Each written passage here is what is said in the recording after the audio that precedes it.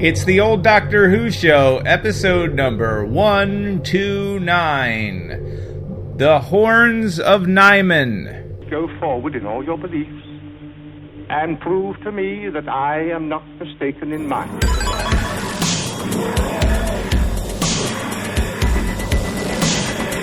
You couldn't control my mind before, and you certainly can't control it now. Would you like a jelly, Toby? The TARDIS, when working properly, is capable of many amazing things. Reverse the polarity of the neutron flows, and the TARDIS would be free of the force field. Well, the TARDIS is more than a machine, Stephen. It's like a person, you see. The resulting reaction described it.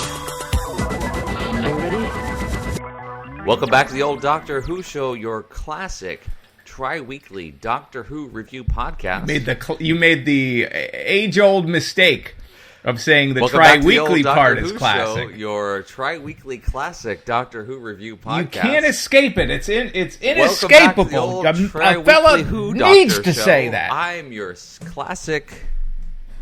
Welcome back to the old classic Doctor review. Yep, pod, as all stays in. tri-weekly. Hey, Eric. I'm Dan.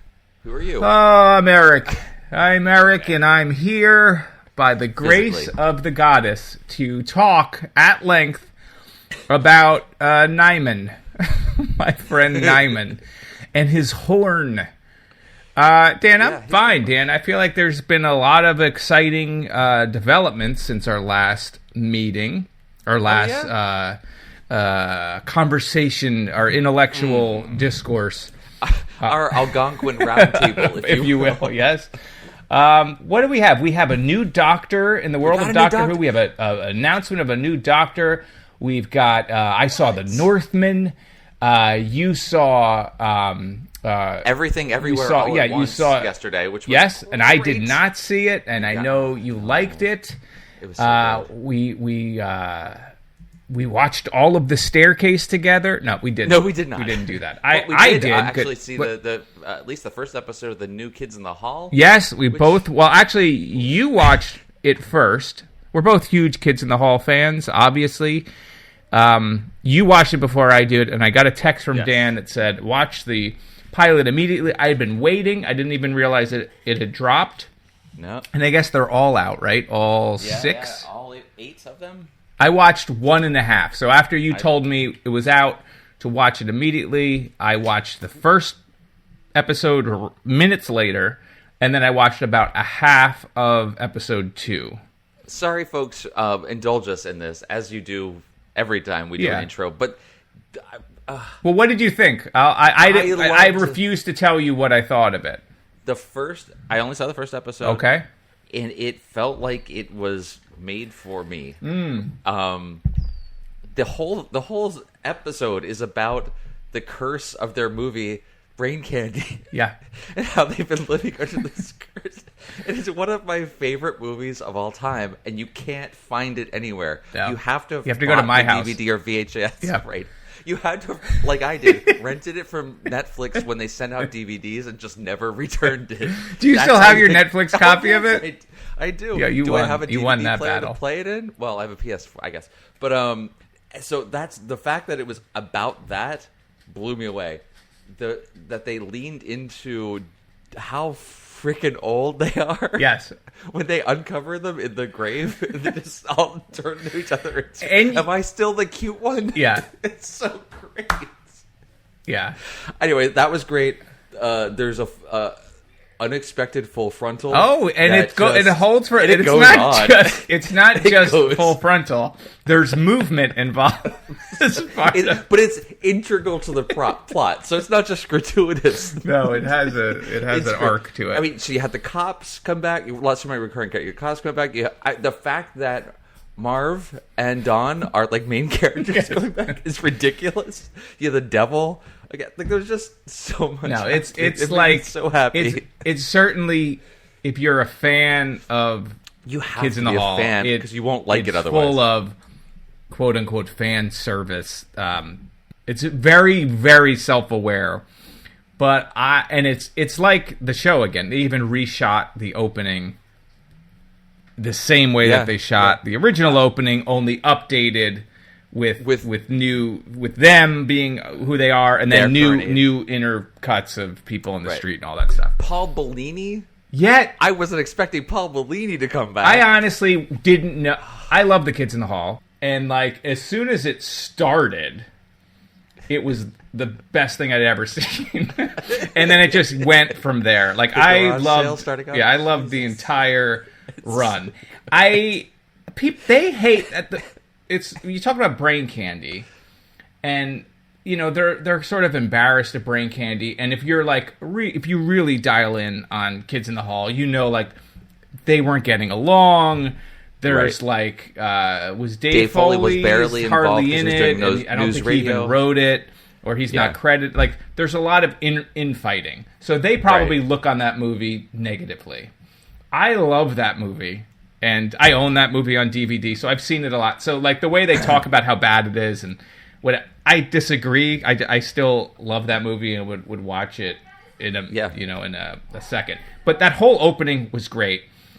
And then from there, it just got sort of weirder. They were able to capture the humor and the tone of the original, but as much as it is you remember this character, you remember this.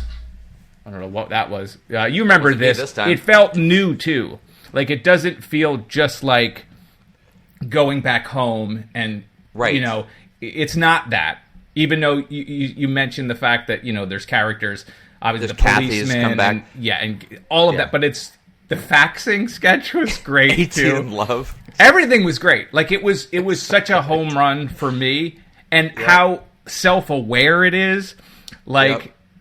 It's just so funny. Like, I don't want to spoil anything, but there's, like, lines that they say, like, where they talk about how this was, like, a 24-minute show shot in 90 minutes or something. There's like this. It took 90 minutes.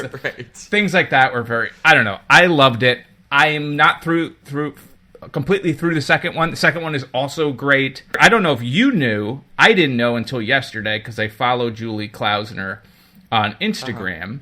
We're both huge fans of Difficult People. She's a writer on the new show, and so I guess I don't know on every episode or not, but I guess certain ones, you know, because she posted. I wasn't paying attention to the credits, so I don't know if she wrote part of the pilot or whatever. But it was cool to see that. I don't know. I was really, really, really impressed, and even before this, like I have been rewatching the original Kids in the Hall, starting from season 1. Have, and he's been sending me clips every once in a while, which is great because some of them are like I have not. Yeah, there's stuff I forgot. For shoes. Yeah, I haven't seen that one in 15 years. More. That's amazing. It's still great. Certainly some problematic things. Sure. Mark in blackface is not a sketch you want. Not a character I expect to make a return in the new show. What is going on up there? Kids are playing upstairs. I hear banging. So is that coming across on the little shaking? Yeah, just it hurts my ears with how loud it is. It's fine. It's awesome. I don't know. I loved it. I was very happy to see folks, it. I don't know where you happen to be when you're listening to this because you won't tell me, and I just want to come hang out. But you can probably find it on Amazon Prime. If you love Kids in the Hall, go check it out there. The only crime that there is this whole thing is centered around, the first episode centered around the movie Brain Candy. And like I said, you can't find it anywhere. So I was like, oh, it's going to be on Amazon now. Of course it's not. Yeah, there must be something with the rights to that. Because it's Lorne Michaels, I got it on DVD. Everything. Yeah, so it never came out on Blu-ray or Laserdisc. Yeah, it's only on Laserdisc. You can only get it. You can actually only get it on Hi8 tapes. Yeah. I don't know. Anyway, that was it. What else do we have? We have something. Great. We have a new doctor, Dan. I don't know anything about the new doctor. Is this considered a spoiler? I guess spoiler if you're not paying attention to Twitter. Oh, speaking of Twitter, I feel like has been destroying my life. Yes. Not that Twitter's been destroying my life, but it's an awful platform full of awful people that reminds you of awful things. Yes. So I've deleted it from my phone, which has made my life so much better. I don't know about you. I have been unable to sleep or waking up at 4 o'clock in the morning, and then I'm on my phone and I'm doom scrolling and I'm preparing, because the coming theocracy that's already here, and civil war, and like things are bad in the news, so all of that stuff. And I was like, it was adding no value to my life, and I was just worrying and getting depressed. So I've deleted it. I deleted it from my phone. So I'm only seeing Twitter on my desktop during work hours. It's like a job. I have Twitter is now part of my job because I have to for my books. Why am I talking about Twitter? Because if you aren't on Twitter, you may not know there's a new doctor was announced. I'm sure you are aware one was coming. So if you don't want to know who it is, and it's too late you now. want to somehow see it, it is out. But these are our people, and they know about this. I'm sure they do. No, but I don't know anything about this actor, but you do. So take it like, from here, Dan. When Capaldi was announced as the Doctor, it was the huge fanfare. When Jodie Whittaker was announced, like there was a special or whatever for the announcement, like teasers, and then this one was just, hey, there's a new Doctor, cool, on Twitter, and that was it. So it's the new Doctor is Ncuti Gatwa. He's an actor, British actor. I know him from the series on Netflix. I like that you introduced him with he's an actor, as if it would be any other profession. This time they're going in a different direction. Weird. He's a plumber. He's a plumber. Yeah, he's a trained plumber. Why did we both say plumber at the same time? That's strange. That is strange. Like that. We're the Mario Brothers of Harrison podcasting. Ford was a carpenter, so who knows? Anyway. I know Ncuti Gatwa from Sex Education, two seasons of that. I think he's hilarious. I don't know if the actor himself is queer, but he has the queer character. I don't know if he is or if the Doctor will be, but I like the idea that we're kind of changing how we can see the Doctor and possibilities that are explored. He's so much fun, so expressive, a very, very good comic timing as well as dramatic chops from what I've seen him in. I'm very excited about this. I can't wait. And it's coming back with Russell T Davies. Yeah. So this is going to be a fun pairing, I think. Yeah, I'm very excited about this. I think it's going to be really good. If you haven't seen Sex Education, Eric, I recommend it. It is fun. Yep, I have not seen it, but I will make a point. The first season especially was very good. But anyway, that's big news there. Yeah. I guess that's it. Did we have? I don't know. Did we have anything else? I know we covered all the major things we're supposed to. We covered the new Doctor. Yes. We covered Kids in the Hall. Yes. We talked about Dune. Oh, there is actually Dune news. Breaking Dune news. You can skip this if you don't want casting spoilers. Too bad. But they've cast the Emperor, and unless it's like a April Fool's Day prank, do you know who the Emperor is? I don't know how I feel about it. Although I love the actor, and I think he's great in Severance, which I'm watching, which I guess we could talk about that, but I'm not all the way through. So, I'm only, whatever. Christopher Walken. Oh, he's going to be great no matter what he does. I know, he is always great. I just wonderful. wasn't expecting that. I wouldn't. That's not who you always pictured in your head when you read the novel. Yeah, and they also cast... I don't remember the actor's name, but I've seen now the trailer several times for the Elvis movie with the Tom Hanks in the heavy prosthetics. The kid that is playing Elvis was also cast, who I'm assuming maybe is Fade. Oh, okay. My guess, but I don't know. I saw that he was announced in Dune, as was Christopher Walken. It seems like Christopher Walken is going to be the Emperor. Unless Christopher Walken is Fade. That would be a switch, or maybe he is. Is he not Princess Irulan? That was what I was going to say. No, I think Florence Pugh. I believe she's going to be cast as the Emperor. Yes. I was thinking Count Fenring could be Count Fenring as Christopher Walken. Or it was Count Chocula playing Count Fenring. And the Blueberry. That cereal, the cereal, the Count Chocula, the Blueberry, the Frankenberry, love the packaging. Mm-hmm. Love the idea. Cereal's terrible. I'm sure it's awful. It's all terrible. So anyway... What else is in the news? What other things can we talk about that isn't what we're supposed to be talking about? I think we should talk about this one. I think we should all remind people that I have a graphic novel out that's available now. You can find out more about this graphic novel. It's a middle grade fantasy adventure graphic novel that's perfect for a child. Also perfect for a parent. Or a parent of a doll that you carry around. Or you don't even need a doll. You could be an adult. Plenty of adults like it. Eric, what about a pet parent? Or a pet parent. Okay, Pet cool. parents most of all. Because if you love four-legged friends, this book has got it all. Please visit realmofgoblin.com today and secure your copy. No, Dan, we're not here to sell. Secure your copy. We're not here to sell. Did we have anything else to talk about? What are I we really here like for? The Northman, but I don't feel like really honestly going into that. I would recommend anyone that hasn't seen everything. Oh, yeah, I Everywhere, all actually at once. really do want to see Please that. go see that. It is, and try not to know anything more than the trailer. The trailer, even if you, I wish I didn't even know had seen the trailer at all. Yeah, Like, I've seen the it's just trailer. I wonderful. know it is, as you say, the multiverse is so hot right now. It's so hot right So it's in. Oh, I saw Doctor Strange in the Multiverse see of that Madness. yet. Did you see it? No. Okay. Nope, not we yet. can't talk about that. Let's Only talk because, about horror. There was it was great. This is Oh. the first time I've been to a theater since COVID? the plague started. Okay. And it was great because I wasn't going to go see. I'm reasonably youngish, young at heart, and healthy, and I've been vaccinated, boosted, and everything. So I was like, that's fine, but I don't want to sit in a crowded theater with people for Sure, 2.5 that's hours. understandable.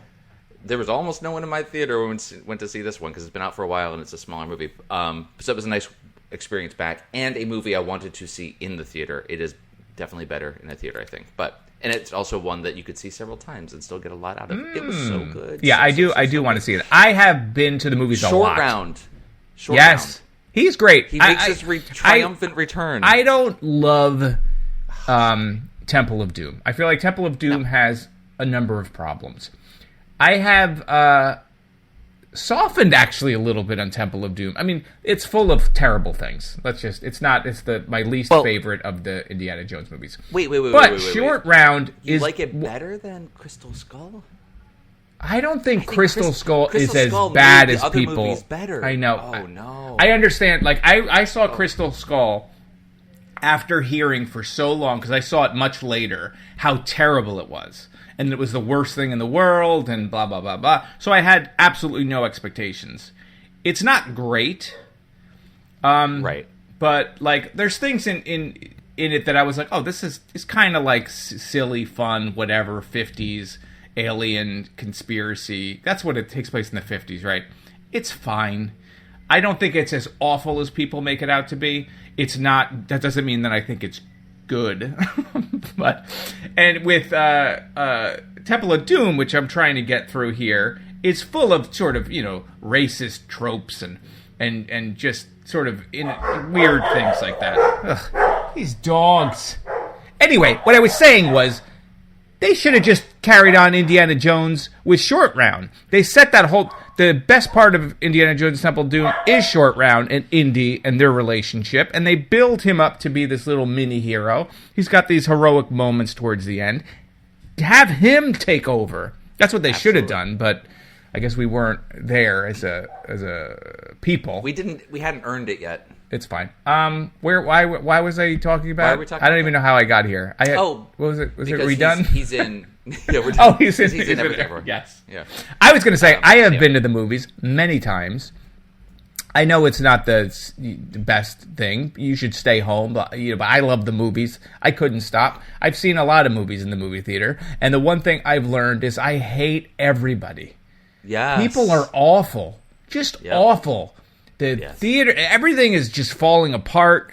The theater going to half the seats don't work. People are just gross.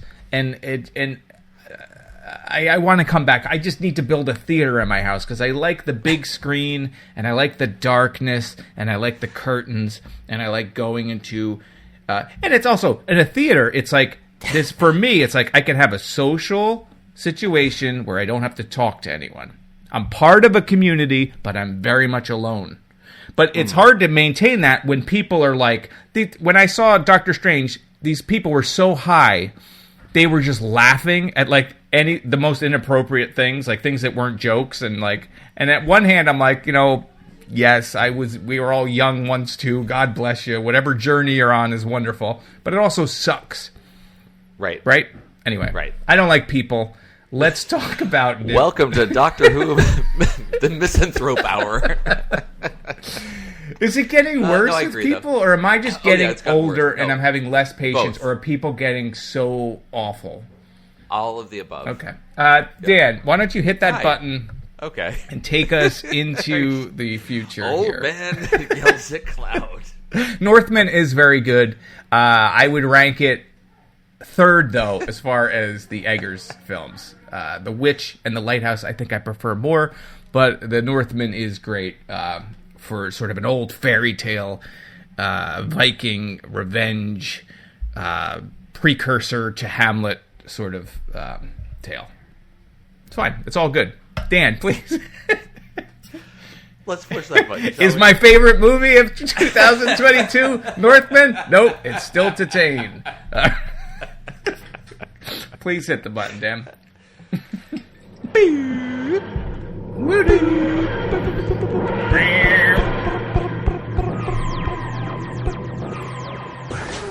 You meddlesome hussy. Do not touch the sacrifices. It's all over, Soldeed. You're finished. No, the Nimon will fulfill his great promise. The Nimon be praised. The Nimon be praised. How many Nimons have you seen today? Don't dare blaspheme the Nimon. How many? Skonoth will... How many Nimons? 3. I have seen 3. Well, I've just seen a whole lot more rampaging down the corridor. Face it, Soldeed, you're being invaded. He said he was the only one, the last survivor of his race. He told you what you wanted to hear, promised you what you wanted to have. So this is a great journey of life. The Horns of Nimon. While the Doctor's experimenting with modifications... Hold on, to just TARDIS- take a pause here. And then we're leaving this part in. Did you ever don't think kill that it. you would be in your mid to late 40s just Solidly saying mid. the Horns of Nimon into a microphone with the intent of dream. sending it to other people? Dream come true. This is... Since I was little... What does your dad do for a living? Oh, he says things like the Horns of Nimon into a mic with his old pal. They must be so ashamed. No, they're going to No. post it on They Wednesday. tell people about it. Okay. Continue. The Horns of Nimon. While the Doctor's experimented with modifications to the TARDIS and is without several vital systems, they encountered a disabled ship in a powerful gravity well. They find that this Skonin ship is carrying a group of young tributes from Aneth to be sacrificed to the Nimon, a bull-like creature who has promised to repay the Skonins with advanced technology in order that they may once again menace their entire galaxy. The leader of the Skonin, the understated and mild-mannered Soldeed, thinks he is the one pulling the strings, but soon finds that the entire Nimon race is planning to conquer their planet as they have done countless other planets throughout the galaxy. Can Romana save the day? This is the last story of the 17th season. Who even knows at this point? There's no way to know for sure. It's literally impossible for no. It's the last story of the 17th season. We got Tommy Tom Baker. We got Romana 2. We got a Canine Mark II in this one. Fantastic. This is from aired in 1979 into January 1980. Written by Anthony Reed, directed by Kenny McBain, and produced by Graham Williams. Last story script edited by Douglas Adams. So that's fun. Hey, Eric, tell me, what did you think about this story? Oh, I really like the story, actually. I was pleasantly surprised by the entire... I love the, first off, Soldeed. Like, he was so over the top, and it was like Merlin from Excalibur, also that Nicole Williamson, like, that type of... the theatrical outfits, or even like Ming the Merciless, the Max von Sydow from Flash Gordon, like that whole character trope. I love it. And he had so much fun, I felt like, with the character. Yes, it was like certainly over the top, especially when he would fall down or have any sort of issues. The story I thought was immensely cool. cargoes of teens, delivering cargoes of teens. But the idea that you would sort of promise these people, and you can look at a geopolitical way of looking at this thing as well if you were so inclined. But the idea that you would trick these other civilizations into, we're going to give you all these wonderful arms, but meanwhile you have your own, you're using it to build bases where you can land your planes on. All of that stuff I thought was really cool. The character design of the Nimon was great, even if the walking wasn't. But sort of like when you would just see them, I thought those were a cool looking image. I thought the Doctor was hysterical, Tom Baker, and I thought Romana was wonderful, even if she was dressed like the Greatest Showman. Every time that she was like coming out, I would hear that. Also, because I'm listening to it, because it still rocks. I don't know. I really liked all of it. I just liked the ideas of it. I thought the story was good. I liked the antics. It did not take itself very seriously. I know Douglas Adams at this time, I think, is still the story editor, so it has. I could feel some of his sense of humor coming through, even like the dumb scenes, like the Jelly Baby scene. You don't need that scene, but I just felt like it was great. I liked all of it. I liked start to finish, the full ride. 4 episodes, felt tight. Loved it. What do you think, Dan? Dan, what did you think of Space Teens, selling Space Teens? The Mick Fleetwood wizard. What did you... Come on, give it to me. What do you got? Oh, wow. Yeah, Mick Fleetwood. I actually enjoyed this story a lot more than I thought I would. It's funny. We'll get to this later. It's going to be so much to read through. For whatever reason, you folks had so much feedback about this story, more than any that we've done, at least in years. I don't know if ever, but definitely in years. And I didn't see any of it. And I hadn't seen... I watched none before I put this out, so everyone's like tweeting at me and saying things. I'm like, I guess I'll get it soon. Literally watched it this morning before we started recording, as I knew I would. So I wasn't sure what I was getting into. I kind of calibrated my expectations, knowing that I'm probably going to enjoy it for the tongue-in-cheek nature of it. But I actually... overall enjoyed it, like just literally enjoyed it. I think the production design, the lighting design was great. The costumes were so over the top, but so well done for what they were. Yeah. I loved the Skanan's uniforms. You could there's the military uniforms. There was what Soldid wore. His whole, I don't know, office science lab that looked like the junkyard. Basically with hubcaps everywhere. That looked cool. That was all great. The acting was so over the top from Soldid in a way that I love. I am 1,000% on board with someone chewing the scenery when they fully commit to it, because he wasn't winking at the camera. No, he was going all into it.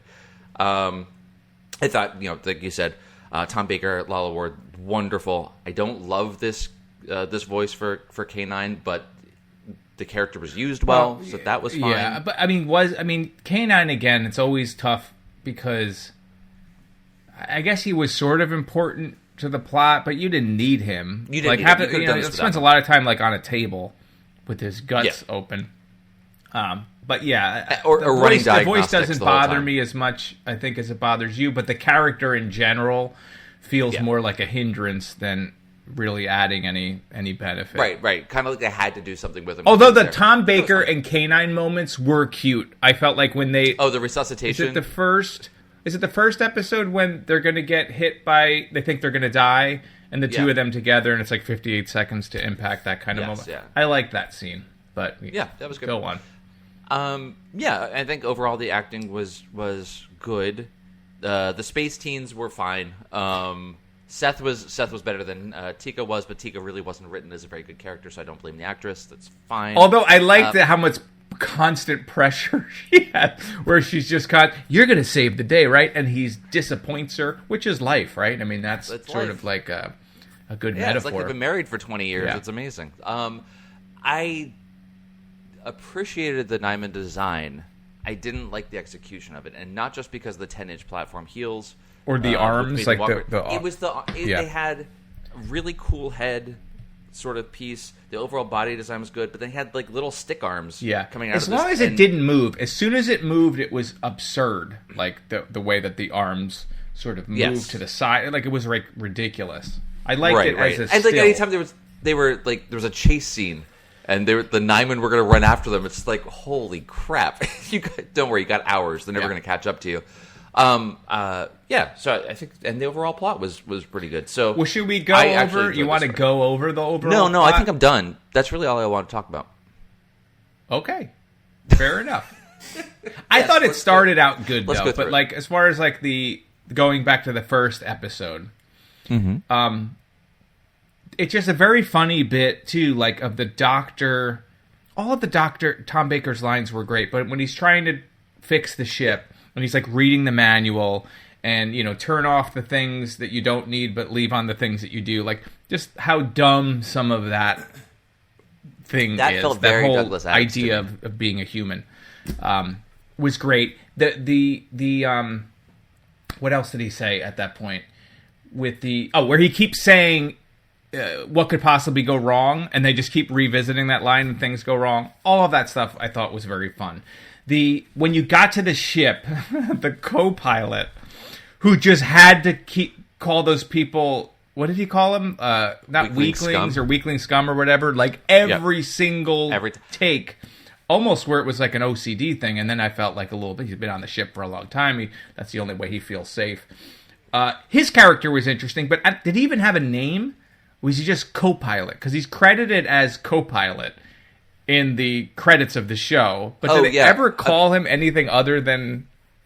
According to the wiki article about it, no. It was pilot and co-pilot, except in the novelization, Terrence Dix gave them a name. I think it was Terrence Dix. Gave them names, but it had nothing to do with I the show. think Terrence Dix, they had like name that started stapled from. chained to the basement in a typewriter and were like just knocking out those novelizations. Type your way to He was freedom, good though. I liked the idea of those societies, like where there's this big, massive, first world dominating power that's actually secretly crumbled that you don't realize it. Like this other planet is just giving them tribute because they're afraid, not realizing all of their machinery is falling apart from years of neglect and Congress that's unable to pass anything. So I thought that's us. That was cool. And I like the idea, the political idea of like, how they're, isn't it ironic, don't you think, when he started singing that Alanis Morissette song? Yeah, it's a little too ironic, though. But when he was talking about like how they were giving the tribute to them and they were not realizing it was their own undoing, and that same thing could be applied to the way that the Nimon were using the Skanen Empire. All of that was great. That was good. It was good stuff. I liked... Okay, so the whole thing is basically a riff on the myth of Theseus and Ariadne and the Minotaur. Oh, it was? Which is... Oh. Didn't we do another thing that was that same... Take on that same They've played thing? with the Minotaur before. What story was that? But yes, that has come up before. In this one, like it's directly though, like the names of places and people are sort of anagrams of Greek myth or legend. So like they come from the planet Aneth, which is supposed to be Athens. Right. Seth was Theseus. Look at There that. isn't one for Dan. Ariadne. It's Tika and Seth I think are both kind of Theseus in a way. The Nimon instead is the Minotaur, so that's kind of the Minos. And what is the name of the? See, I didn't even pick. Crinoth is I didn't even Corinth. pick up on that, and that's why, like the end, the Doctor talks about painting the ship white. Yes. I was like, was this another Doctor Who? But it's reference to the myth. Theseus coming back after surviving this, forgot to paint his sails white or fly white sails, and his father thought they had died and commit suicide. So there's that whole thing. I don't love when they do that. That direct allegory, and they just kind of change them unless they're actually going to reference and do the whole like the vampires thing. Like these legends come from these creatures in space, and people misinterpreted it or have made sense of it their own way, and that's how these legends were born. That's not what they're doing here. They're just kind of taking all of that, and that always just feels a little weird to me. But anyway, it was fine, and it was similar in the same way. Seth said that he was a prince. But he was actually a runaway, and he lied his way into this because he didn't know what else to say, and kind of got trapped into becoming a hero. And I think Theseus didn't actually want to be a hero. Not that he lied, but he was a prince. But it just kind of sets up those parallels. Anyway, I thought it was fine. It was good kind of scaffolding for a story that they built off of. But Sure. I didn't even pick need to up be on there. it, so there That's you go. Fine. But I love, like what you mentioned before, some of the lines are just so funny, so silly. I love and just some of the little interactions. They're completely throwaways. Romana built her own sonic screwdriver. She's going up into the to reconfigure the power cells so they can accept the different energy source. And she says, "Oh, I have my own sonic." And Doctor looks at it, compares the two, and hands his back to her and takes it. Like, just that was cute. great. Just like cute little things like that. Just adorable. I love the two of those together. So that was fun. Yeah. Yeah, it was good. I And don't I know, felt like they balanced, like, you have the first episode, which is really about the space ship. Right. I don't think we Crumbling get to apart. the planet until the second episode. And even at that point, the Doctor doesn't really make an entrance until halfway through the second episode or so, where and even when he appears on the planet, it's just funny. And when he goes out and Tom Baker does that announcement when he's like looking for the exit. And he's yes. I get nervous at doing public speaking, but blah, blah, blah. Yeah. And then, like, he hides it. All of the slapstick stuff could always go south, and it always seems to work, or at least works for me. it. Yeah. So I like how it doesn't really take itself seriously without cheapening the story or lowering the stakes or anything. And I think that's a hard balance to pull or just off, and they do. misfiring and kind of ruining the momentum, which it doesn't. Yeah. He And I loved all of the costuming and the and I'm sure people probably don't like that, and it's probably known for being cheap or whatever, but I thought it was great. I think it looks great. It actually doesn't look cheap, like inexpensive. It looks like quality. There was a lot of uniforms they had to put together. They were varying description depending on like rank. Like the commander guy had a different. Like it looked really well done. It's over the top and kind of weirdly gothic, and all the black feathers and whatever, but totally enjoyable. I thought it looked great. What were they were using the part of the sacrifice to the Nimon is those energy cubes, the energon cubes that the Energizer batteries that the Decepticons are always after. Oh yes. But then they're also taking the energy that holds your body together. They're like dehydrating you. They needed the energy source to create the singularity, to create a tunnel across But space. what's the human But then they element? were eating the people. I think they were just eating the eating people them just for I think snacks. that was for snacks. So that was just Yep. because they had plenty of it. And I even liked when they explain, okay, they're going to bring people from one planet to the other planet, and somebody says, I don't know if it's Romana. I don't think it's Romana. I think it's the teen girl that was being trafficked. Says like they're bringing two at a time. Like how dumb is that? Because they're like, they kind of gloss over that. They're like, no. Well, they're gonna build more of these stations. Well, yeah. Every or time whatever. they come, they're going to build more. But, So are it they? grows I don't know. exponentially. I thought it was fine. And the back and forth business was funny too, where they're just that hand crank Just pull a lever that sends them back and forth, and he kind of shouldn't have sent Romana out. I mean, she's like exploring the thing, and he's just sending that thing off. I feel like somebody dropped the ball on that. Yeah, that was his mistake. I liked. So the tributes are there. They drop off their energy cubes, and then they're going to get vacuum packed for snacking later, which is good. You want to keep your teens fresh, otherwise You got to keep the teens fresh. Got to keep the teens fresh. And so, speaking of teens, the Dr. Tom Baker hits the one young woman to tell her to hide. He hits her on the back, right? There's this scene where it could go. Yes, I don't know if he hit her on her back. too low on the back. Nope, it was the back. Okay, fair enough. I'm glad to hear it was a gentle, platonic, completely HR compliant pat on the You back. know the scene that I'm talking about. No, I don't. I don't actually remember that, but I'm just going to guess, knowing Fine. Tom Baker as well as I do. Yeah. So what else we got? Oh, so yes, they were in their suspended animation. I at first was like, oh, that looks just like from Tombs of the Cybermen, and they're all like lined up. Or Ark, but it wasn't. Ark It was of Ark in Infinity Space or whatever. The Ark in Space. Yeah.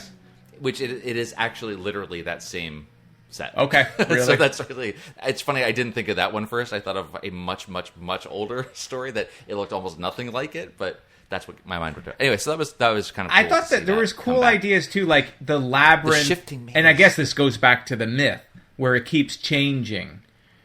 I don't know that in the myth it does, because Ariadne gives Theseus a string so he can find his way back. I don't think it's because the maze itself is shifting. It's just because it's difficult. In this one, but I like that they had functioned like a circuit, which I thought was cool. Yeah, I thought that was so a cool idea in the power flowing, complex. It shifts the. Yeah, I thought that was great. The Doctor kind of walks through and is like, instead of running string, he's like putting stars on the wall, star stickers. And as he turns around, they're gone, and the walls have shifted position. I thought that was great. Yeah. Again, production design. I'm guessing that wasn't very costly or difficult to construct, and there are probably only maybe half a dozen of those wall panels. And you just spin them around in different configurations and make the thing look massive and confusing. Really effectively done. Yeah, I thought that was great. I liked it. I love when they're able to pull off things like this clearly on a budget, but to the point where it doesn't make it feel cheap. It still feels effective. And those outfits, like the what's the guy, like his first in command? What's that character's name? I know who you mean. His outfit. Like, even one of my daughters walked by, was like, "Who are you?" All of a sudden, like that whole shiny, sparkly, with the big, not shoulder pad. That whole out, I gotta get one of those. Eyeliner. He looked like what was that? Silent era, first male heartthrob. Wilford Brimley. Wilford Brimley. That's what I'm thinking of. That picture of Wilford Brimley where he's just on the couch. No, I don't know that. That's actually no. That was fan art that you made. No one else has seen it. Okay. Anyway, so that was cool. Taken from my Cocoon diary. When I saw Cocoon, it changed the way I looked at men. No, keep going. Particularly older, paunchy men. I'm just driving around looking in swimming pools, waiting to... I can't remember anything about the film Cocoon. The only thing I know, old people are involved, Steve Guttenberg, and people are in pools? Yep. Okay. It's worth a rewatch. Maybe it's good. Is that Ron Howard? Is that a Ron Howard film? Ooh, it feels it like feels it. like it should have been. But it feels like it should have been. Yeah. Apologies if it wasn't. Right. Jessica Tandy. Yeah. Anyway, wow! All of a sudden, Dan, the way he said Jessica Tandy. Number of times. Hey now. Only for Jessica Tandy. Listen, yes, I'm gay, but also we have a rule. Everyone has that list. Tandy. Jessica Tandy's at the top of it, but only Jessica Tandy in her late 70s, early 80s. It's a specific period, folks. I have a type. Can I tell you? Anyway, what were we saying about the I think we were talking about Nimons? We were talking about the Nimons. I don't know. I even like the guy, the idea that they find the other multiverse, the other planet's version of now I'm forgetting that guy's name, of Soldeed, like the Soldeed doppelganger. I like that they had all that stuff in there where he was like, it's all my fault, and he was full of regret, and he got to do a little bit of a heroic thing, when they're leaving, and he's like, it's too late for me, I'll stay here and keep them. It's like, you're not doing anything, you're just gonna slowly die. But I like that they had that bit of story in it. I thought that made it interesting. It felt like when you went to that world and it was like Days of Future Past, where you see what happens when the Sentinels take over and everything's just, you know what I'm saying? I thought that was cool. I like that. What else did you think was cool? What other things were cool? The horns were cool. The horns. There was horns in the power station.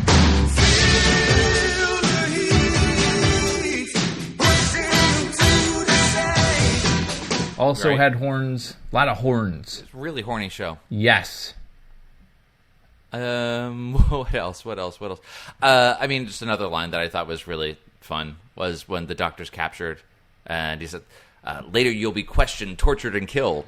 Well, I hope you get it in the right order. I thought that was really cute. Funny. That felt all of his lines were great. And calling Romana a meddlesome hussy, fantastic. Okay, yeah, meddlesome hussy.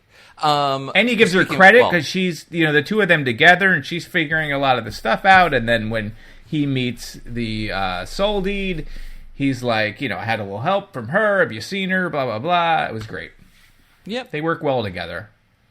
I mean, I don't know what else to say. I've commented on how over the top Soul Eat is, including his death scene. Yes, his death scene is the wall. way over the top, and he almost looks like he laughs at one point, or he does. He does like kind of like evil laugh. Apparently, from what I read in several places, the actor thought this was a rehearsal take, but they were actually filming it, and they didn't have the time or money, whatever, something like that, to reshoot it. And the director said, "I can kind of see it for that character," which I 100% buy, because earlier they had kind of cornered him and they had him trapped as they're trying to Tekka and Seth and Romana and the Doctor are trying to figure out how all this stuff works. He escapes through the sliding behind them. They don't see him, and as soon as he's in the hallway, he can't help but evil cackle. Yeah, to he's let great. them know that he I escaped. enjoyed him. So that's fine. I get that is absolutely his character that he while he dies. So that was fun.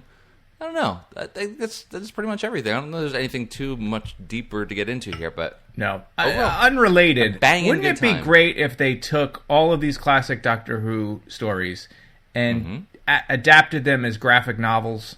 Doesn't that seem like a good format? You would take these, and then that would be a graphic novel. The Genesis of the Daleks, right? Mm-hmm. Yeah. All right, are you doing it now? I'm able to do it. I can find some time. Yeah, I just feel like a lot of these things we talk about the effects, but you could really do that in comic. I'm not talking about serialized comics. I'm saying like one story as a graphic novel, bam. Great idea. It is a good idea. That's free. Give me a ring. Someone take. No, I feel like I don't have anything else to. That's again when we usually like these things, it's always harder to find something to talk about. Right. I mean, it's probably more fun to kind of pick it apart. But I think overall it was great. It really, again, I come back to the production design on the planet, all the machinery, the power center as where the Nimon was working and had all the different equipment. Yeah, I think it was just great overall. Really, and I like the story bit too, where people go in and this guy comes out. He's the only one that can come out, and it's because you can't find the exit because it looks like a wall. And then they had that scene good with K9 saying it's a wall and them not realizing it. I thought that was cool. Now, Tom Baker wouldn't have put his hand on the wall before, a little 10 minutes earlier. It's fine. That's fine. But it was cool. I think that's all I got for this one. Yeah, good stuff. Shall we see what other people said? Sure. Yeah, I guess I have nothing else. Oh. We'll chime in. We'll add to all if this rings any feedback. bells for you. I don't know. Free. As I said, I've deleted my Twitter app on my phone. So you've told me how you sent out a tweet and it was very well received, or at least it got a lot of traction. So I didn't even know that until you told me. I'm not able to see it. I didn't see the tweet. I haven't seen a single response.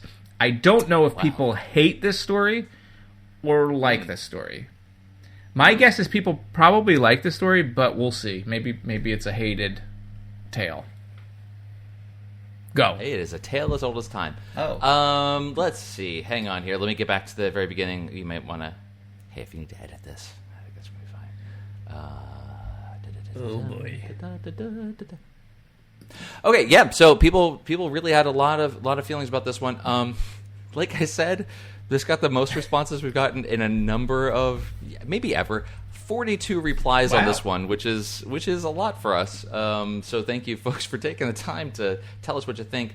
It's going to be kind of hard for me to jump around, but I'll try to do this in a way that kind of makes some sense. So Jonathan Lum said, "At the time, I wasn't impressed. I wanted the show to be terrifying again, like it was when I was younger. 40 years later, it's become a bit of a classic.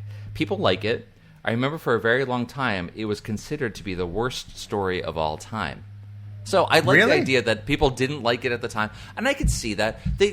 Even the production crew, this was not planned to be the end of the season. They were going to be doing Shada after this, but it didn't happen because of a strike or something like that. So and they thought this was a pretty weak story, so they thought they were going to be putting it in the middle of the season. And not end on it. So even they weren't so thrilled about it. So I can see why at the time people didn't maybe like it as much, and how it might grow in appreciation over time when you have lowered expectations. What's the deal with Shada? I think we are doing it. Is it a complete story, or is it missing? I don't know. It's on our list, so I think we're doing That's some research for you to do. But we'll figure it out when we watch it. I just hope it is complete. It's not like one of those where we got to watch some stills or something. I hope not. Okay. Well, anyway, keep going. Let's see. The Geek Inside 71 says, The Nimon Be Praised. A dark yet fun episode with quirky characters and an over-the-top performance by Graham Crowden. As I'm assuming, as a sole lead. I could look that up. Fantastic. Thank you for that. Let's see. Wow, there are just so many replies here. Hang on. Scrolling back. Honestly, I knew I should have prepped this better. Oh, because no. There just is so much. Hang on.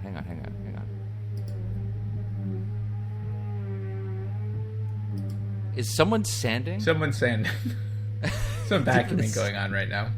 Oh, okay. Okay. I'm sorry in advance for all the editing you're going to have to do here to get this to work out. So, anyway, here we go.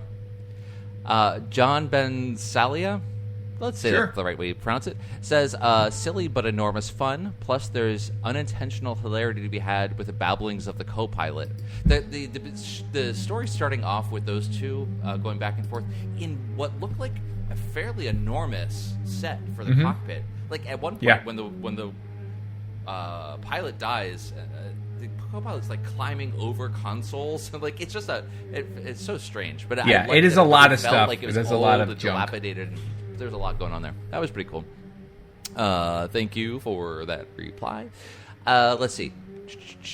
Doctor Who cast and crew says, the best audition for a female doctor in the classic series. Lala Ward is gifted the lead part for part 2 and is stunning and authoritative as in the doctor role. Plus she looks amazeballs. Roar. Yeah, she was really good. She does lead that whole second episode. Like, I think that's the one we talked about where he doesn't really even show up. That would have been a good, like, if they had a separate series of just her.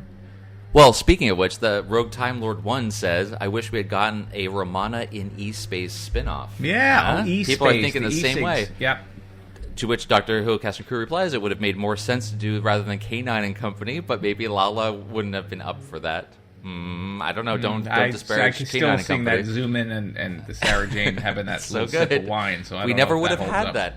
Oh, can you imagine? Rogue Time Lord. What about Romana solving crimes with her? Eric, are you literally reading the Twitter feed? No, because is that what someone Rogue said? Time Lord 1 says, now I want to see a Romana, Sarah Jane, and K9 series. There you go. Which is great. That would have been it. I'm just going to keep reading back and forths here. This is great. To which Dr. Who caster crew replies, I've never had cause to think about that dynamic before. Can you imagine that three-way dynamic? But now I do, and I don't actually think Romana and Sarah Jane would get on. I don't know, maybe, but I think that tension, whatever, fighting would make it interesting. And honestly, if I'm producing this, that's right. I've now cut K9. We don't need K9. It's just the two of them solving crimes. That's not always agreeing on things, but getting it done. Yeah, I think so. I mean, that's the tension between Romana and the Doctor. That actually happened in this story too, where the Doctor's doing all this tinkering with the TARDIS, and Romana's like, kind of like, "What are you doing? You shouldn't be doing all this." And like, it's that he's the crazy Time Lord doing whatever he wants, and she's more by the books and knowledgeable in the more academic sense. But then whenever he pulls off that extruding the shielding from the ship into the TARDIS, yes, they can cross very onto long it like scene. That was the only scene that was like a little bit long, and it was like, a little long. I get where we're going. Romana at that time was just like, hey, that was a really good job. So you get to see that back and forth of admiration and also being like, ugh, this guy, which you get with Sarah Jane as well, especially towards the end, where she's just more cheeky in a way and just like playful. I like that scene though, the extending of the whatever, the jetway. When you got to see them walking in space. Yes. Like I was like, oh, that's kind of, it was pretty good. That's fun. Last in this little thread, Rogue Time Lord 1 says, it would have made for an interesting dynamic and an interesting show. Ten and Donna often butted heads, and it made for a more compelling relationship and some great episodes.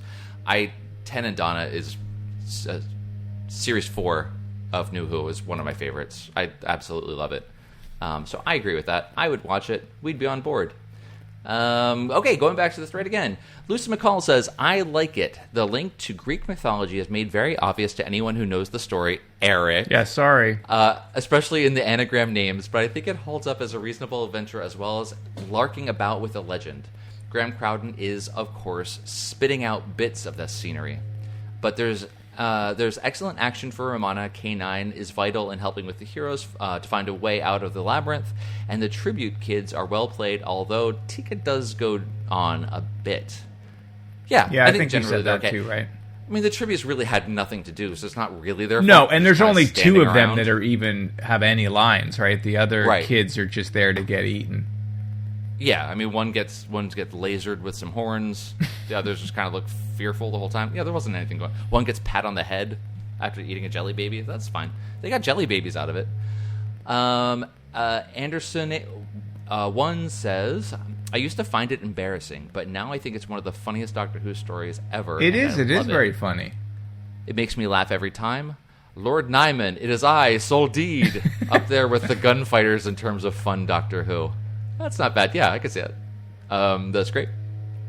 Nitro 9 says, I still use the phrase, weakling scum. Classic. Which is a great... Apparently, from, according to the internet, which We've never cannot lie lied on to the you. internet. You can't lie. That was an ad-lib. He was just saying that anyway. Like, he didn't know the cameras were rolling. He just didn't like... They were constantly up for other gigs. Oh, I think You it's great. Scum. John Hall says, another quote from the show. I love that it is worm, but you're turn saying it's back. an ad lib though. Like it's an ad lib, so he's going out of his way to say it. He doesn't just do it once; he does it like No. every single time he comes in. No, he Like did it they every time. are I like, did it at come least on, 3 Peter, times. you did. We let you do it before. We got... Come on, Guys, let me do a silly one now. Yeah. Let me do another take. Nestor the Magnificent says, I was born between parts 1 and 2. Oh. Brag. So my early recollections are hazy. Hated it when I first watched it on VHS. Now it's become part of my Christmas viewing tradition, where I enjoy it unreservedly through red wine-fueled haze. Weakling scum that I am. I asked, are you recommending some sobriety-reducing aids in order to improve the viewing experience? Because I'm way ahead of you. Mester says, I certainly am. Will enhance your viewing pleasure to no end. Instead, I actually ended up watching it today because I felt like that would have been too much to bear for my fragile little psyche. Child of the 70s says, much better than you might have been told. Lala Ward's finest hour. See, so I had no idea that this is seems like hated story. Well, probably at the time. Maybe misunderstood. Maybe. Yeah, I think it is just takes a while misunderstood. to grow to appreciate That's it. why it's like we going in this blind. We were right. We see the truth for what it is. Yeah. It's not bad. Exactly. It's pretty good. It's not bad. It's a pretty good story. Update your let's- Wikipedia page. Everyone update your Wikipedia pages. Fraser Gregory says, it's a wonderful slice of sci-fi fun. Douglas Adams makes sure the script is sprinkled with witty one-liners. Graham Crowden gives the single greatest guest performance of all of Doctor Who. Oh, that's a bold statement, but I can't disagree. And we get a glimpse of what a female doctor looks like as Lala bosses the story in Tom's absence. Sure, it's got knockers, the money ran out, and more could be done with a Minotaur connection, but it's just utterly enjoyable to watch. Daft as a brush. Huh.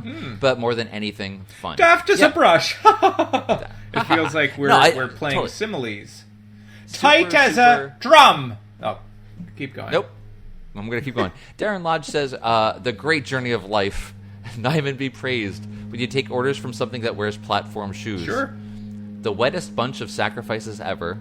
Wettest bunch. I'm going to assume that that's a colloquialism I'm just not familiar with. I don't know. A treacherous co-pilot splitting his trousers as he dies, which I missed. I saw that actually happened, but I didn't see it. And Soldeed calling Romana a meddlesome hussy. Yep. Pure ham, bread, and cheese. Now, fantastic. I Thank love you. it. Love it.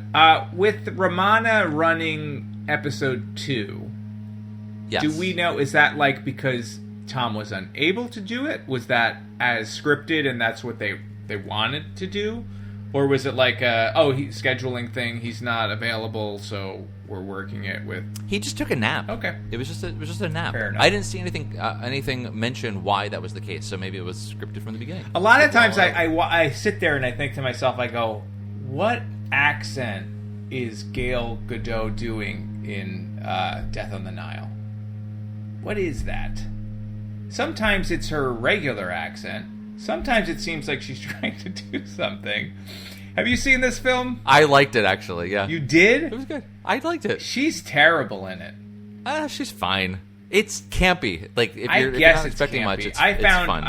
I mean, really what's his name? liked Kenneth Murder. Branagh as I liked as Murder on the Hercule Orient Poirot was Express. just- yeah, right. I actually didn't see that one. That's much better. If you liked Death on the Nile, I was a little disappointed. I didn't think it was that great. I'm a big fan of that genre. I like the murder mystery. I like the Agatha Christie.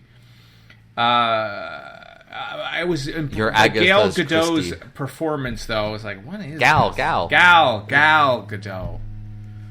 Gal. What Okay, accent well, was that? Was let's she see if supposed someone to else- be? She was. Her character was American, right?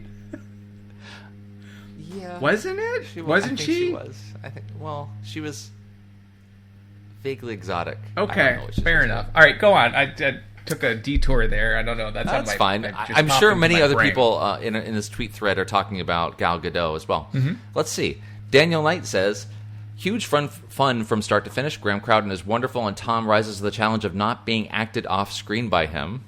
But it's Lala Ward who gives the best performance and takes it seriously, but with a marvelous twinkle.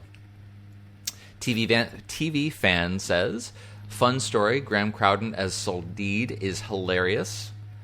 Let's see. We read this one. Michael C says, I think a lot of it depends on your views on Graham Crowden's scene stealing role. I quite like him. I could see how that would be a thing that. Oh yeah, a lot of people if you don't like that, you would want to. Oh no, there's nothing gouge to your own enjoy if eyes you out. don't like that. Yeah, that's gonna be real rough.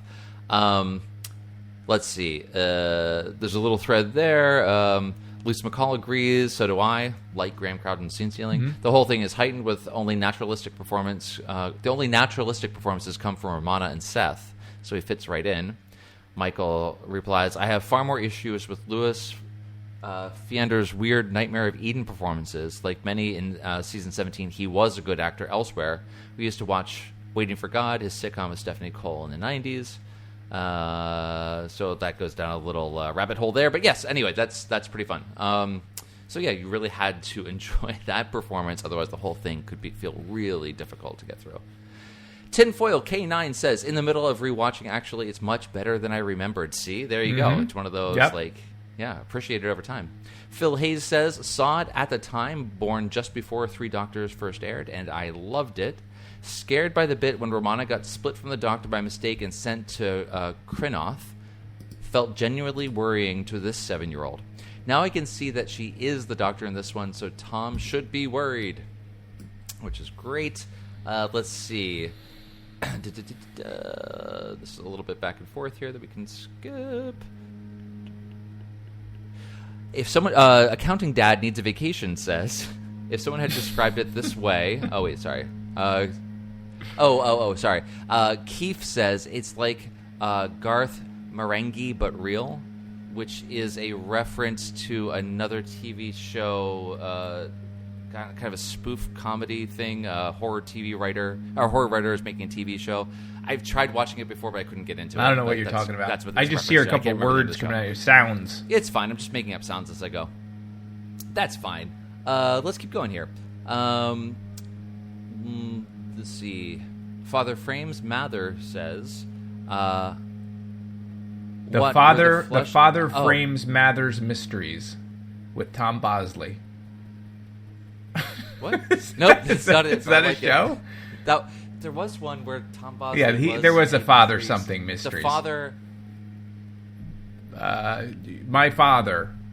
When he. Oh, Father, where art Tom Bosley? Yeah, it was the Father Dowling mysteries. Mysteries. You're right. That's Father Dowling Mysteries. There was like a bunch of mysteries. It was like you had like the success of Murder She Wrote, and you had Columbo, obviously. And there's a lack of mysteries now. Although I guess that Steve Martin show with Martin All the Short, Murders in the Building was. That's a mystery show. I have never watched it. Yeah, it's a comedy Is it? mystery. Okay, fine. Yeah, Go on. And it feels like instead of mysteries now we just do SVU and all the crime. Yeah, we procedurals, don't which get is that kind of a mystery. I want It's to not bring the same back thing. those mystery shows. Don't worry. If we wait another couple of years, Murder, She Wrote will be rebooted. They're going to reboot that hard. Of course they will. It's going to be great. Zack Snyder's Tom Reed Murder, says... 19... Great. Just like Angela Lansbury running in slow motion in the rain for some reason. No gritty reboots. It's like I don't want 14 hours long and of... it's just one slow motion scene. It's like the opening of K-9 and Company, but it's the entire episode. Tom Reed says the 1979 season was the first I saw all the way through. Finally have my own TV in my room as I couldn't watch it before as it frightened my sister too much. Good for you. I also audio recorded most of it by putting a mic in front of the TV. Now, Eric, we're about this age as well. Yeah. Maybe a little bit younger. Did you ever do that? Record because you didn't I have recorded a VHS, stuff all the time. But recorded onto audio. I would record myself and do shows of course and you would. Bits and You're all of preparing that stuff. For this show. I don't know if I ever did a TV show like he did. Listening to it, yeah. We had VCRs. My dad had a Betamax pretty early. Early adopter. So I would record like a lot of Dungeons and Dragons cartoon and like all of that stuff. But I can't think of offhand if I ever did audio recording. What about you? Yeah, I know that I did for a couple of movies and some TV shows, and someone else in this Twitter thread elsewhere independently also says they had recorded this story as well. I wish I had all my tapes really though. Fun. These terrible characters that I would do, and just all audio tapes of that. Bobby Bobber, that was a character. I'm already interested. Sold. This is going to series. Okay, let's see. Tom Reed continues, but sadly lost interest in this season by the time the Nimon came along. I thought it was a bit silly, as if Creature from the Pit wasn't. Socrates Zorb I don't know, said, at the time this is one of the stories that truthfully turned me away from Who, until years later I started to watch old stories released on video. I found it embarrassing, the monsters, the acting. I watched it recently, still disliked it. Sorry, I know lots of others loved it. Hey, don't be sorry, buddy. That's okay. It's fine. We don't have to like the same things. No, but I can see that. If you're not on board with the whole thing and can deal with the campy nature of it, can be hard. Michael Russell says, delightfully silly, but Lala Ward is authoritative as the Doctor. Graham Crowden is a joy. Simon Gibbs Kent is unbearably cute, and it's sad watching him given how his life turned out. What I don't know what happened there. That's seems like you buried Tom the is lead wonderful, on that and I'm one of the few fans who adores both seasons 17 and 18. Well, 17 starts out with the Mavellans, right? You get the right, or is that the previous season? I don't remember. I think that's this season, right? With the Daleks. Man, we do this all out of order. It's impossible to know. Yeah, I'm pretty sure that's this season. You get the Daleks and the Mavellans, who are underused. City of Death is this season. That's amazing. Everybody loves that story, as do I. And then, let me look it up, because I'm going to mess this up if I try to do it in my head. Creature from the Pit, Ooh. Nightmare of Eden, and this one. So that's the season. Oh, so this so the actor we're talking about who had the tragic death, the actor who played Seth, was also on the Tomorrow People. Oh, you were talking about that show. Yeah, you loved that the Tomorrow show. People. So I would have seen him on that as well. I don't know the details here, but apparently he died at age 28. Oh, that's sad. So that is too bad. So, way to bring us all down. Okay, moving on. Morphine poisoning. Much respect. Salty Space His Ghost death says, was ruled misadventure caused by more. Honestly, if you're going to die, please rule it as a misadventure. A misadventure? What a great. Is that a real thing? Wikipedia? I don't know, but the coroner ruled his death misadventure. Oh. Yeah, it's sad, but it's also like, he's exploring, right? Died the way he lived. Salty Space Ghost says, I was so young when I first watched. Back then, the Minotaur was completely terrifying and seemed impossible to defeat. I rewatched recently and really wanted the tribute kids to rise up and rebel. Those kids weren't going to do anything. Yes, I also was no expecting kind of something with the kids working together. They put so much pressure on the one kid he's going to defeat, and he does shoot. He gets that crystal staff. But I was also thinking, all the kids are going to work together, and they're just not really used at all. But it's fine. It worked out fine anyway. It worked out in the end. Matthew Pittard says, not the worst Doctor Who story. Soldid is laughable. Put that on the front of the box. Not the worst Doctor Who story. Dash Matthew.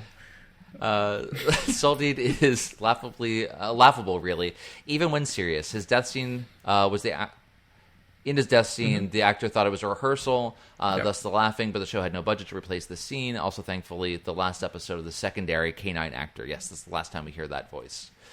Ruben says, it's entertaining. There's never a moment you can take your eyes off of it. Sure, some of that is because of a chuckle, but that's not a bad thing. Doctor Who is only bad when it's boring. Yes. And you can call the Horns of Nimon a lot of things, but never boring. I would agree with that. That's great. That's a good way to think about it. Will Hadcroft says, love this. When it originally aired in 1979, I was 9 and found the corridor from the TARDIS door to the spaceship fascinating. That little... I was scared of the Nimon.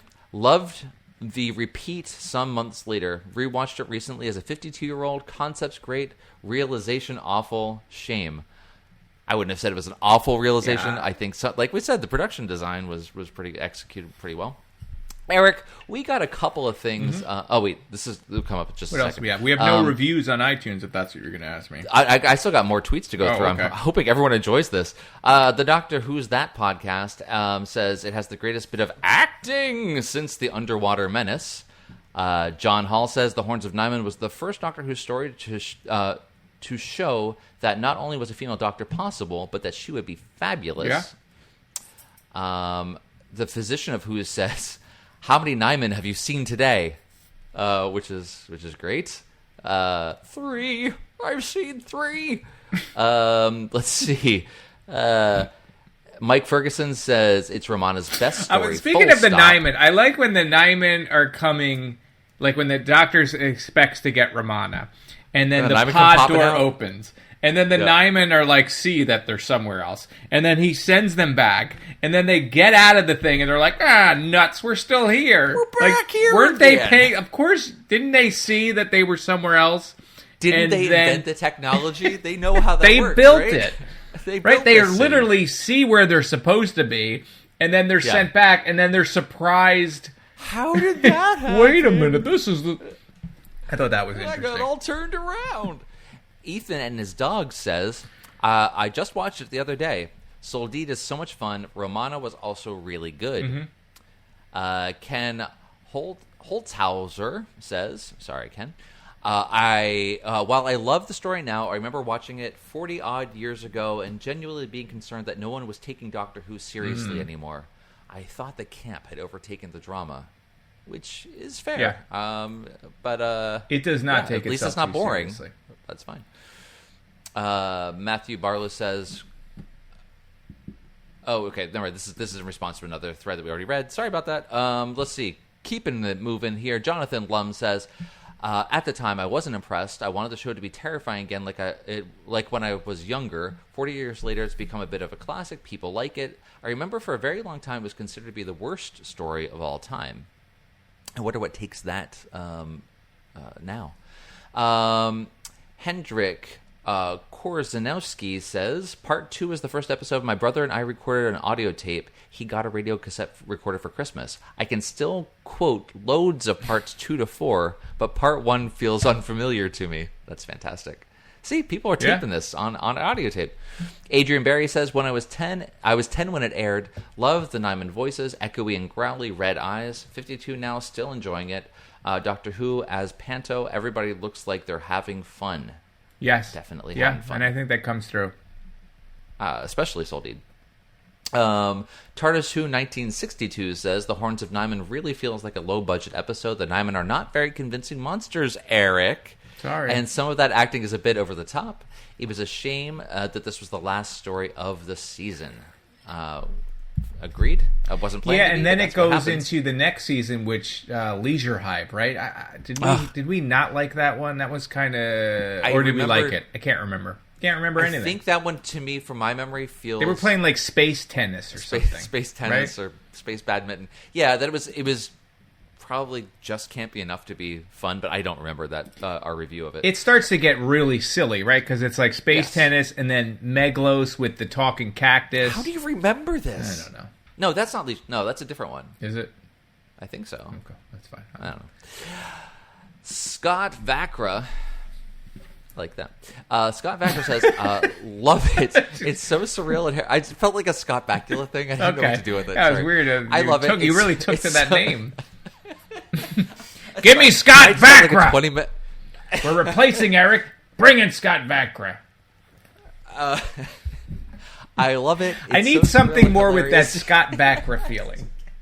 I'm Scott Bakra. You can't tell me what to do. I throw a rock, I'll hit a Scott Bakra. We're looking for like a Scott Bakula type, but we can't get Scott Bakula. We got Scott Vakra. We're good. Okay. I love it. It's so surreal and hilarious. It has to get respect. The costumes are wild. The platform shoes crack me up. And the dialogue and delivery are just so memorable. The whole thing is fun. I take it over a lot of a lot of what came later. Sure. Misfit Scully says, a camp romp, Graham Crowden is wonderfully over the top. The story has a reputation for looking cheap. I don't think it looks that bad. Agree. I agree. It featured the last vocal appearance of David Beerley as K9. I always preferred John Leeson. Fond memories of watching this as a 10-year-old. Great. Thank you, Mrs. Gully. Co Sharmas says, question, how many Nimon jokes have you seen today? That was the first one. Yeah. Edwin Thrower says, I love this story. We're seeing a good theme here. I think people like it. Defrosted Robot says, I used to think Horns of Nimon was a tragedy, but now I realize it's a fucking comedy, in quotes. And says, do not blaspheme the Nimon jokes. Let's see. Pop Culture Express says, the Nimon be praised, a dark yet fun episode with quirky characters and an over-the-top performance by Graham Crowden. I mean, it's just basically the Graham Crowden show, yeah, folks. People love it, and it seems like it's aged into being loved. Yep. People have finally fondly, it was ahead of its time, as they say. That's what they say. Here's a good name for you. The Tweeter of Traken says, I watch the story as I make my way through the whole series with my teenage son. Always had a soft spot for Nimon, but never really sure why. Sure, it's obviously cheap and played for laughs, too. But there are some great things about it. The storyline, planet-hopping Nimon, is really clever. Lala Ward is the Doctor for the duration of the story. Graham Crowden is brilliant as he becomes completely unhinged as he realizes what he's done. Tom Baker just messes around having fun, which is great. On the flip side, episode 1 is a bit rubbish, and the Anathians can't act for toffee. Still love it, though. Let's see. Paul Paranoid says, of course, this wasn't meant to be the last story of the season. We were cheated. Yep. Let's see. Okay, so there's a couple of treats here, Eric, that you're not going to... you'll get to see later. Okay. We've got two links to YouTube clips for songs that go along with this. One is someone did made a song out of the scene with with Romana and the Soldeed when she's getting him to realize that the Nimon are just aliens. How many Nimon have you seen today? And it's just them going back and forth as a great little electronica remix that sounds song. Very interesting. You'll enjoy that, sampling back and forth. We'll link that on the show page. It's fantastic. The other is the actor who played Jamie Crimmin. Yeah. Sang a song in the early 60s called Who's Doctor Who? Okay. Very much, to my ear, in the style of the Monkees. All right. Let's send those to me. Person who sent this, it'll be posted on the show page. The person who posted this, thank you so much, says that, this is Rob DW, says how much he loved that song, genuinely likes that song, legit love it. He said, when I got to meet him, the actor played Jamie Crimmin, I told him how much I loved the song. The B-side, Punch and Judy Man, is also pretty good. Also a link to that one. So thank you, everyone, for sending all of that in. I did not. That was a lot. That was something that was I was probably not expecting. I read more tweets than we did actual review of the story. But hey, people loved it. We also got a couple of emails. Let me just get through these pretty quickly. Sakura 10 says, so I think episode 121, you guys said you'll read anything on the show, even if it's fan fiction or erotica. Yes. So I was wondering, theoretically, if I wrote down full Goblin spoilers here, would Eric still read it out? Oh, 100%. I know Dan probably I would will. cancel the whole show for it. Come on, let's be Sakura, ridiculous. What you need to I know can end the is- show at any moment. What you need to know is I take care of the Twitter side of it and making gifs. Eric has the arduous job of editing this. Yeah. Okay, let me tell you. You listener, you gentle listener, may think that this was just, all done in a single take. This witty banter, this natural chemistry we have going back and forth. We're it's powered all by the AI. It's all the product of post-production. Eric and I have never actually spoken to each other. I have never met this man. We were set up together. While it is through a only an lottery audio system. podcast, we're both in those suits with the ping pong balls on them, and so much of the stuff is done by computers with It's all special digitally. effects. Yeah. Yeah, I mean, they'd used a massive machine learning library training set to build this, and we are the prototypical two white guys talking on microphones podcast. So, neither of us are real. But to your point, send us an email. We'll read it. We'll get on the show. I don't know. Eric does the editing. Yeah. So I don't even know until it happens. But hey, give it a shot. Let's see what happens. If you wrote Goblin spoilers that was also erotic fan fiction, That would be then torn. we'd have to. We're going to have to it's going to be a long discussion. The old Doctor Who show Nights. Oh, it's great. Thank you for that. Another email from Paul. Paranoid says it's the horn, but the Nimons have been prepared for. It keeps this running joke going. 7 years and 129 episodes of Doctor Who show. What a story to go out on. That's great. I like a running joke. We've got. Is this the longest amount of feedback we've ever had? Yes, it is. The, large black hole jumping space balls. Lala Ward in fox hunting horse rider gear. Yep. A prescient human trafficking narrative. Well, they weren't human, so it's okay. And subtle death scene from the main villain. Very good.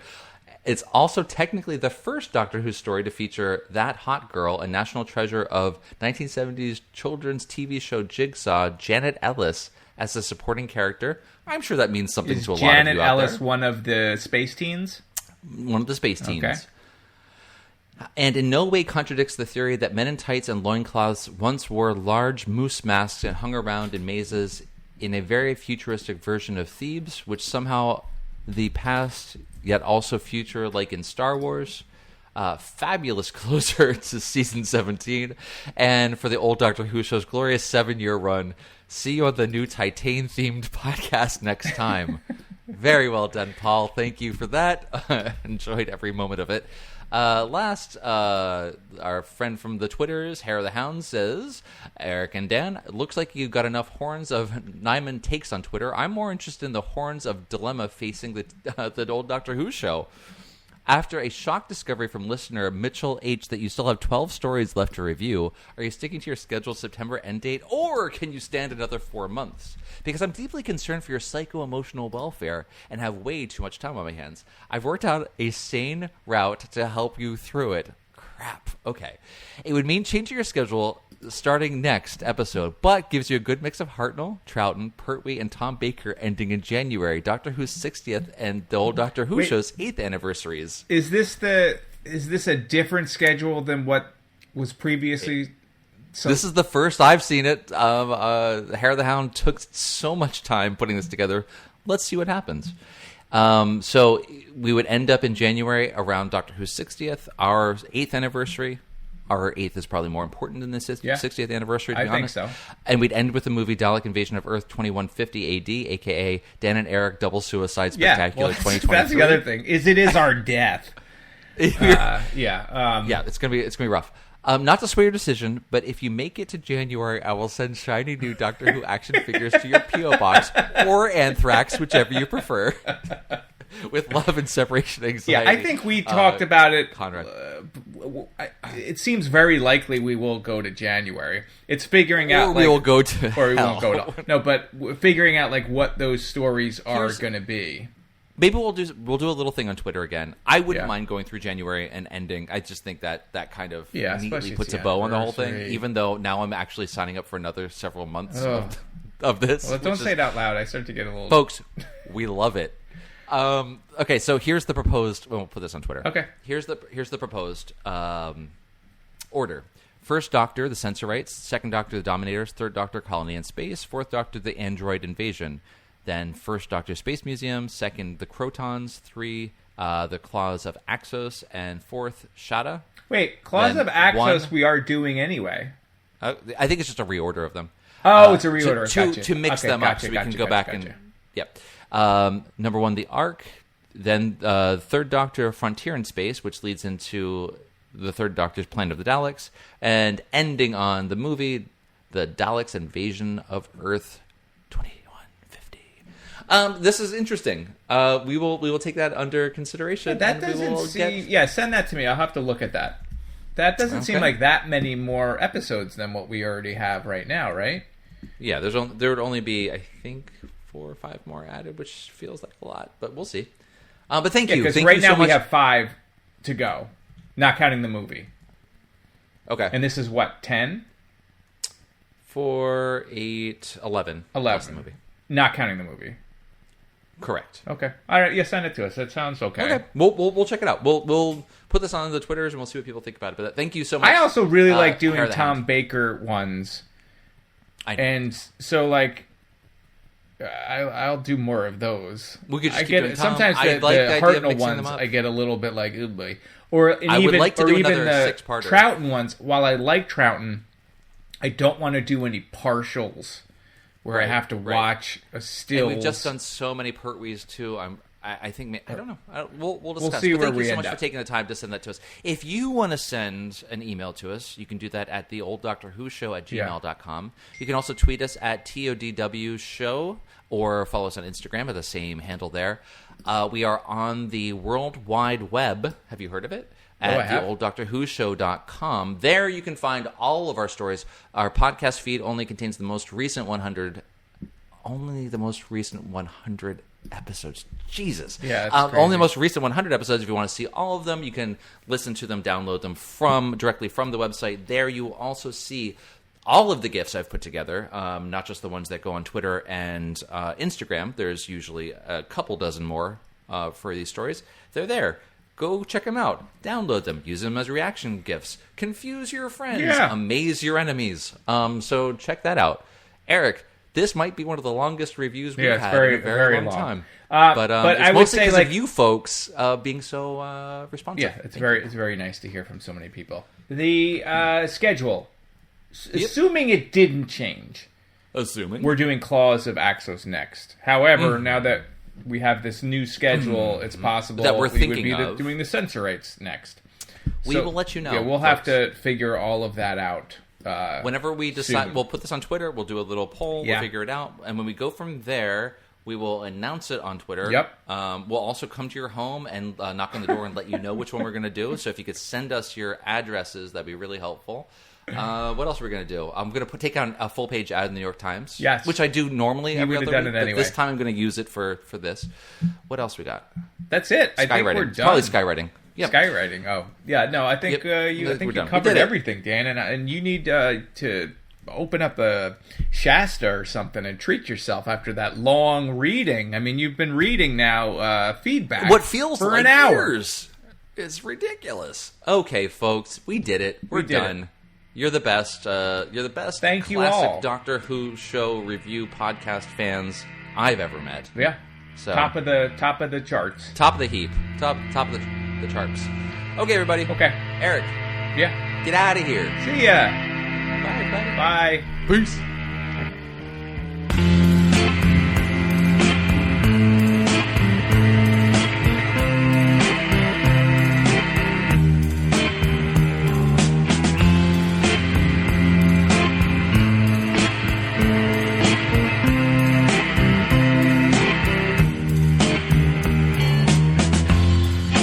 Oil slick in my dinner. Ah,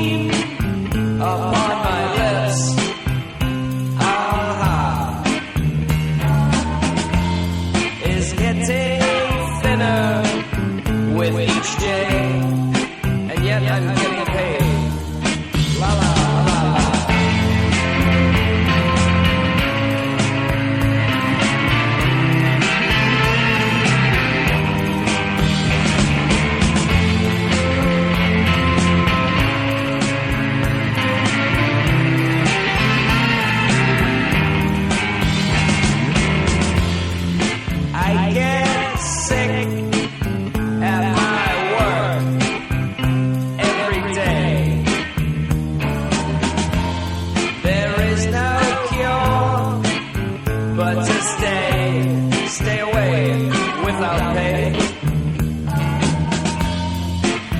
And the bones upon my